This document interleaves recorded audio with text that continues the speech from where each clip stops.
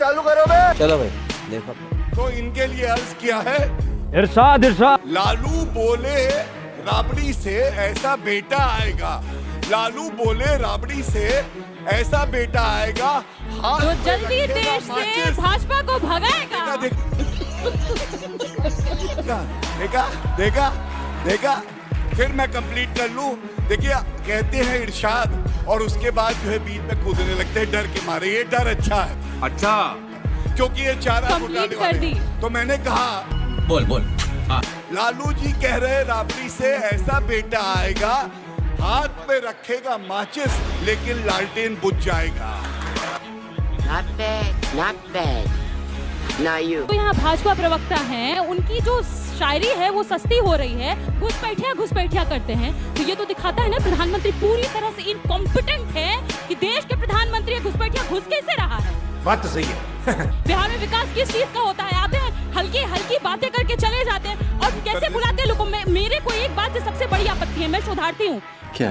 किसी भी विद्यार्थी का अगर स्कूल कॉलेज बंद होगा, ये उसके साथ नाइंसाफी है। कोई देश का ऐसा प्रधानमंत्री नहीं हुआ आज तक देश में जो जाएगा कहीं वहां जा करके सबसे पहले छात्रों का, बच्चों का स्कूल बंद करवा देगा।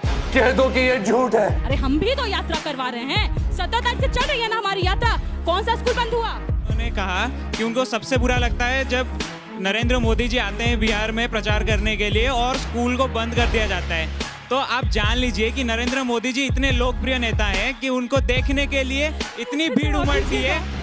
चुप कर बे कुत्ते। अगर उसमें कोई बच्चे को कुछ हो जाए तो फिर आप ही लोग सवाल उठाएंगे कि उस बच्चे का क्या हो गया, सरकार क्या कर रही है। हाँ बेटा, लगता है तुम खा के ही मानोगे। जब तक इस देश में जाति व्यवस्था के नाम पर किसी दलित को घोड़ी चढ़ने पर गोली मार दी जाएगी, जब तक किसी को तालाब का पानी पीने से रोका जाएगा, तब तक इस देश में हम जातिगत असंगठन करेंगे। ये जाति की राजनीति नहीं है, सामाजिक न्याय की पुकार है और इस देश में हर युवा को करनी चाहिए। देखिए मोदी जी जो है खुद के सबसे बड़े दुश्मन है। भूतकाल में कुछ बोलते हैं, वर्तमान में कुछ बोलते हैं। आज जाके बोले मोदी बहुत बेचैन रहेगा तब तक जब तक घर नहीं मिल जाएगा। उनका खुद का कहा हुआ स्टेटमेंट है 2022 तक देश में कोई भी बेघर नहीं बचेगा।